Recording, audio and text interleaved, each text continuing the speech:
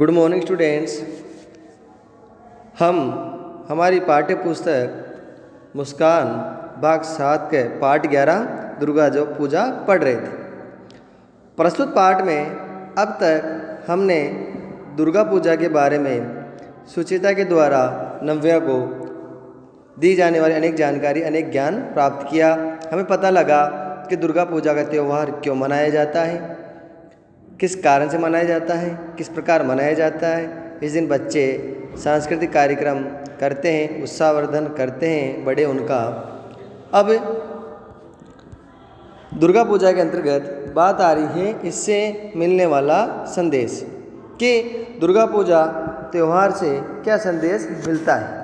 नव्या ने एक प्रश्न पूछा है कि अंत में अर्थात आखिरी में सब जानकारी लेने के बाद वह पूछती है कि बताओ दुर्गा पूजा का मुख्य संदेश क्या है। हमारे भारत देश में सभी धर्मों को द्वारा मनाए जाने वाले त्योहारों में कोई ना कोई संदेश होता है और किसी न किसी कारण से मनाया जाता है। जिस प्रकार हम दशहरे का त्यौहार मनाते हैं, रावण का पुतला जलाते हैं, तो उसका मुख्य संदेश है कि बुराई पर अच्छाई की जीत। कि जो बुरा व्यक्ति होता है उसका अंत में यही हाल होता है, उसका भी अंत इसी प्रकार दुखद होता है। हम दीपावली मनाते हैं तो खुशियों का त्यौहार है। भगवान राम के द्वारा रावण वध के पश्चात अपने नगर अयोध्या आने पर उनकी खुशी में हम दीपावली मनाते हैं। होली का त्यौहार मनाते हैं तो वह भी बुराई पर अच्छाई का प्रतीक है। ईद मनाई जाती है, वह भी खुशियों का त्यौहार है कि एक महीने तक आपने ईश्वर की उपासना करने के बाद उसका धन्यवाद देने के लिए कि आपके जो व्रत हैं, जो उपवास हैं, वह अच्छी तरह से संपन्न हुए, इस प्रकार उसका धन्यवाद देते हैं। इस प्रकार जो भी त्यौहार हम मनाते हैं उसका कोई ना कोई संदेश उसके पीछे छिपा हुआ रहता है। तो नव्या इसी कारण से सुचिता से पूछती है कि बताइए कि दुर्गा पूजा का मुख्य संदेश भी क्या है।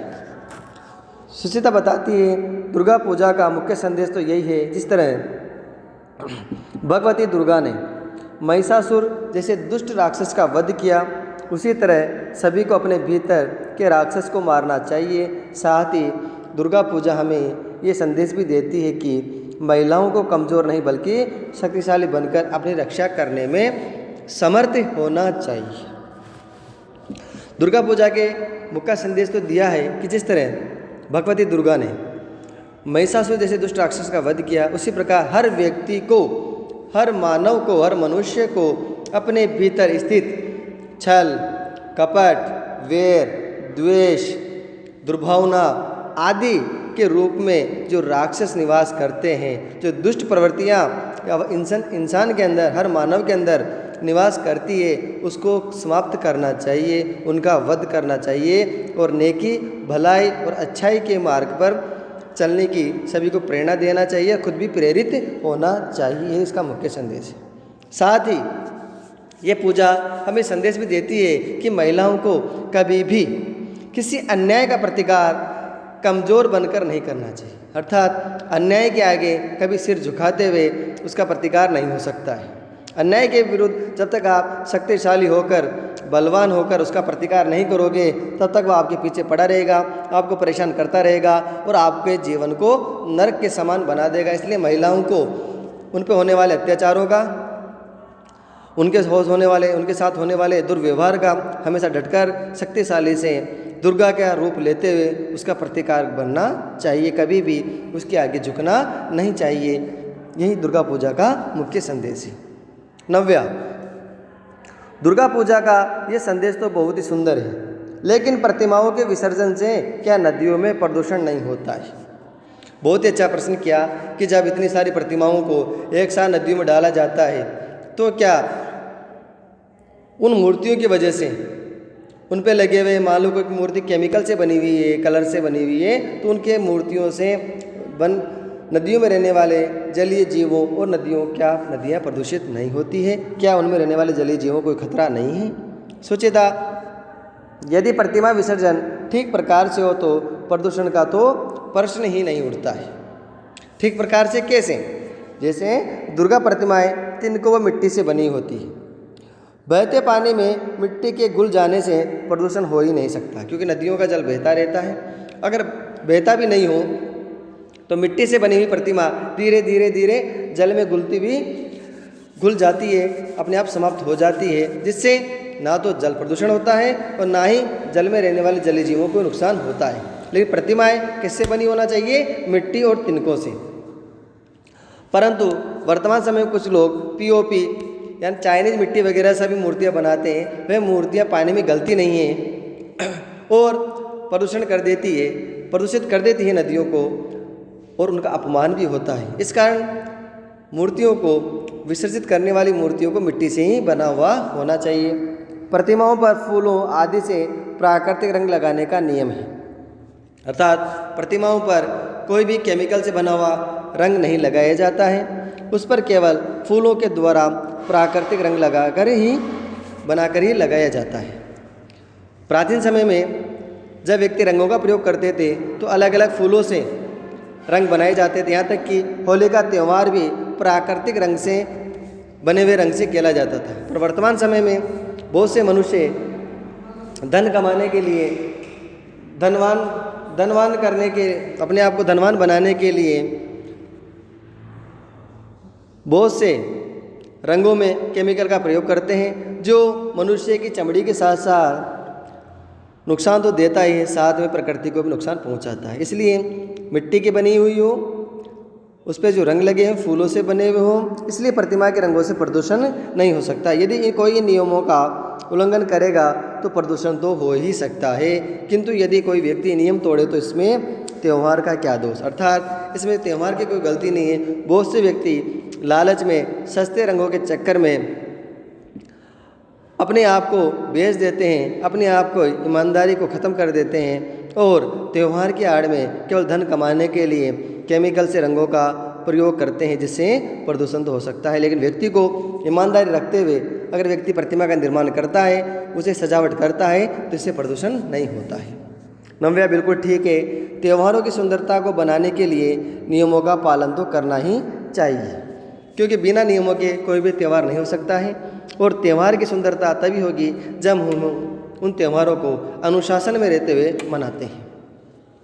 तुमने मुझे दुर्गा पूजा के बारे में जो जानकारी दी है उसके लिए बहुत बहुत धन्यवाद। वैसे राम की शक्ति पूजा से मुझे यह तो बिल्कुल नई बात पता चली कि दुर्गा पूजा और दशहरे का बहुत गहरा संबंध है। अर्थात राम की शक्ति पूजा कवि निराला की लिखी हुई कविता है, इसलिए नव्या कहती है कि मुझे ये बहुत ही नई बात पता लगी कि इस प्रस्तुत कविता में दुर्गा पूजा और दशहरे के बारे में बताया गया है, दोनों का गहरा संबंध है। सुचेता बिल्कुल हमारी दोस्ती की तरह है। मैंने तुम्हें दुर्गा पूजा के बारे में इतनी बातें बताई, चलते चलते तुम भी मुझे दशहरे के बारे में कुछ जानकारी दे दो। अब सुचेता ने अपने राज्य में बड़ी धूमधाम से मनाए जाने वाले त्यौहार दुर्गा पूजा के बारे में जानकारी नव्या को दी।